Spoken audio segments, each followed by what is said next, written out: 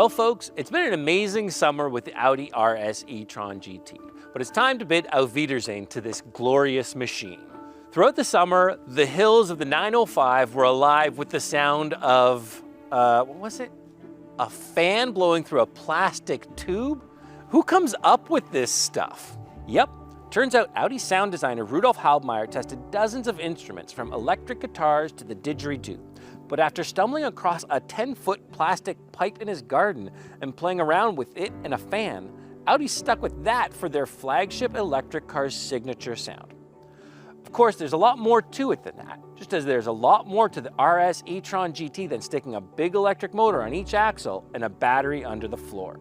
The Audi RS e-Tron GT is actually built on the same line as the Audi R8 supercar, and they're both made from aluminum and high-strength steel. But in the case of the RS e-Tron GT, the battery casing also becomes a structural part of the frame.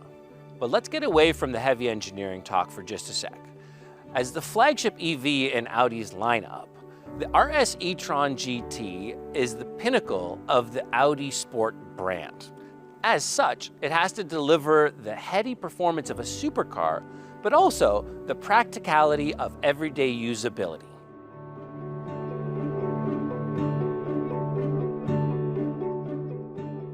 When it comes to EVs like this, acceleration is the star of the show.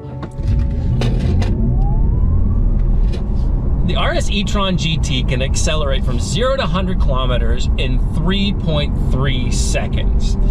That's only when you set it up in full launch control. The rest of the time, even when you're just leaving a stoplight in comfort mode, it still will slam you back into your seat and scramble your brains. It's a ton of fun. That acceleration is thanks to two electric motors, one on each axle. The front axle gets a 170 kilowatt motor, and the rear axle gets a 335 kilowatt motor, which is an upgrade over the base e-Tron GT's 320 kilowatt engine. Those two motors combine for 590 horsepower. And in that launch control boost mode, you get up to 637 horsepower. In both modes, you get 612 pound-feet of torque. And for a car that does weigh over 2,000 kilos, you need that much to go that fast. Something a little more rare in the EV world is that those two electric motors are combined with a 2-speed transmission. That 2-speed transmission means it's got a specific gear for that low-end acceleration, helping it launch incredibly fast, but then it's got a second gear for things like highway cruising, so the motors can spin at lower revolutions, making the car a little bit more efficient. The RS e-Tron GT's got one of the most sophisticated suspension systems that you can get on the market these days. It's an air suspension, meaning that the car can be raised or lowered about 20 millimeters each way, meaning you get lower for efficiency on the highway, creating a lower profile, but you can raise it up when you're in parking lots going over speed bumps.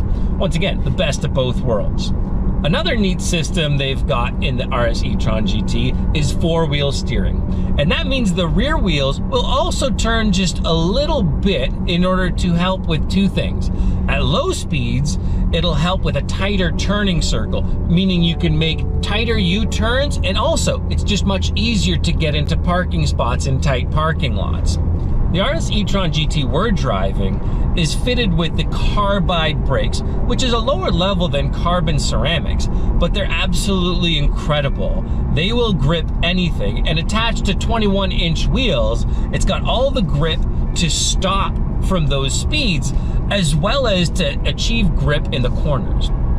Another thing that helps with the grip in the corners is the fact that this car has got fully electric and electronic all-wheel drive.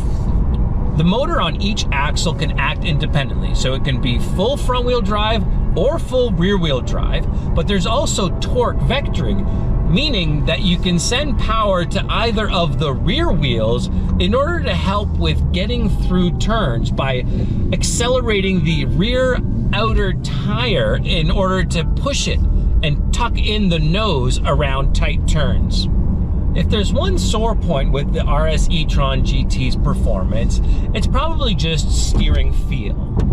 Yes, the steering's incredibly precise, and the steering gets a little bit heavier when you switch it into dynamic mode, but it's still not like the analog cars of old, where you really feel the road through the tires and all the mechanical systems working in concert.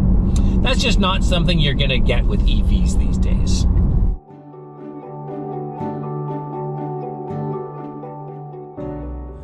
Now that we've covered the RS e-Tron GT's impeccable performance, let's talk a little bit more about its practicality and what it was like to live with for these past few months.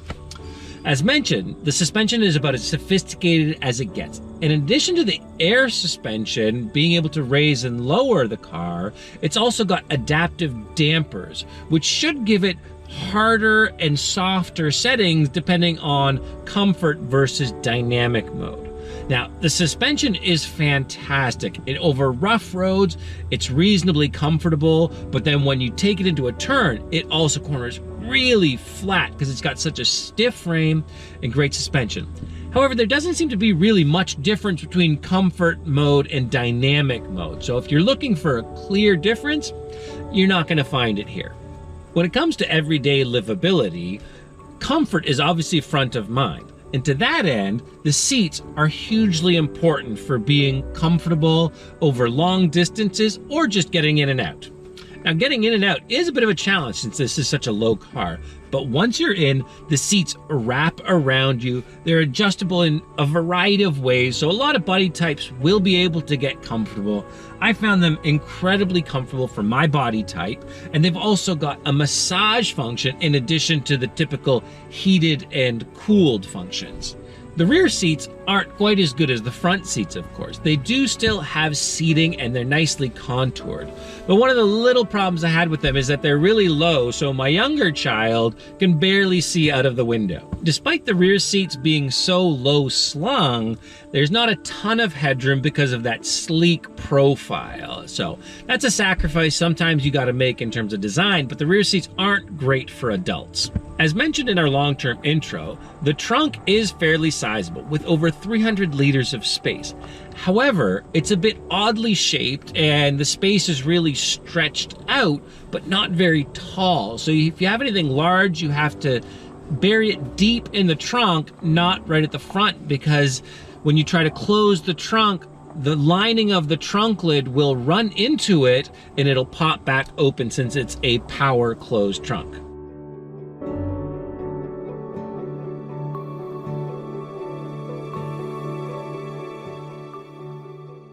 The interior is really wonderfully done. It does feel a little bit tight for such a large car, but I like to think of it as being wrapped around you and everything close at hand, so the controls are always easy to reach and don't require any sort of a stretch.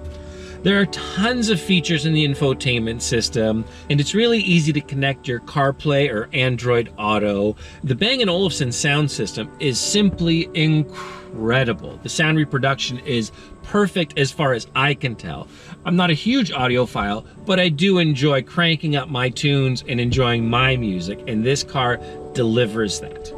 Some people might not like that Audi's infotainment system has gone to a completely touchscreen interface, but I don't mind it because it seems fairly intuitive and you can set up the home screen with a few of your favorites, meaning the things you want most you can access as quickly and easily as tapping the screen. My final note on the interior is about the fit and finish.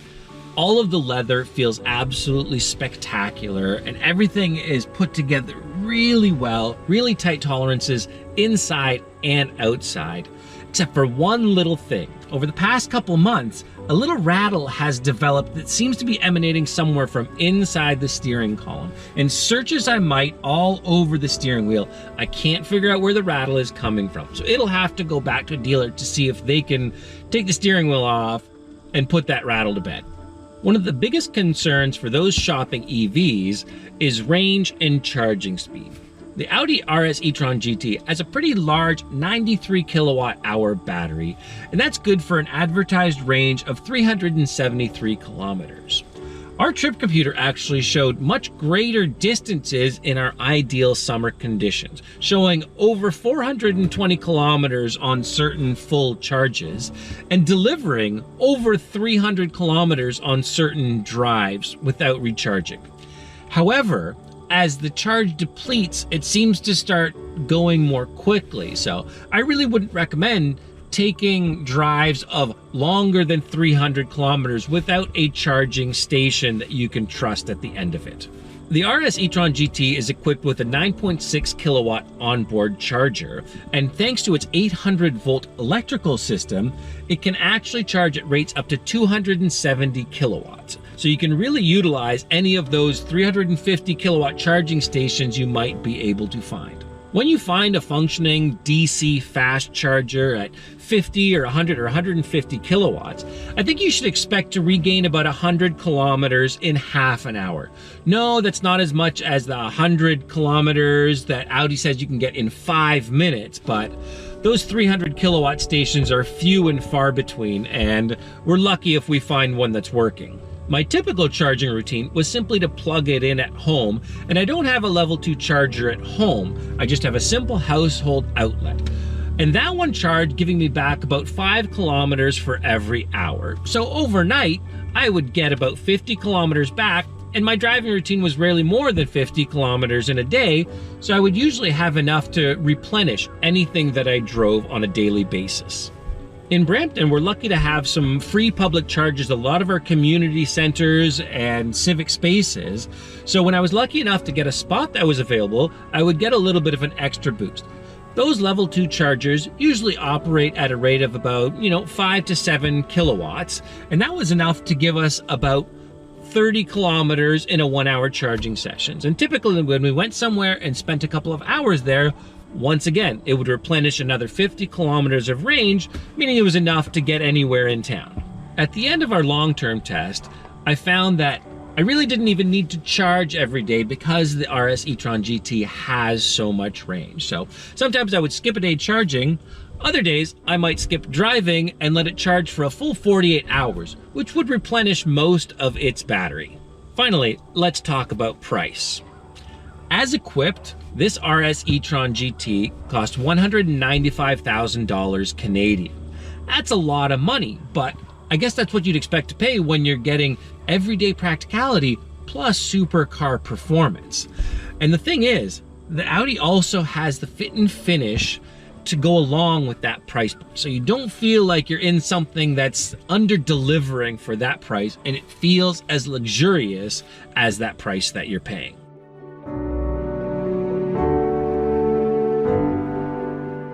Getting to spend a few months with the Audi RS e-Tron GT meant that we could experience the full range of its capabilities. On the practicality side, it really delivered on the range and the charging speed. Although it fell a little bit short on the practicality with a smallish trunk, it was a great everyday car that rode comfortably and smoothly and felt smaller than it really is. So it was an easy car to drive that was a joy whenever we took it out. On the performance side, it absolutely delivered everything we expected of it. The acceleration is absolutely bonkers, and it's got the grip and handling to match. This car really is the best of both worlds, and at the press of a couple buttons, you go from your everyday commuter into something that can just absolutely tear the asphalt off the road. For $200,000, that's what you should expect, and Audi's delivered it here with their flagship EV. For more EV and supercar reviews, news, and features, check out Driving.ca.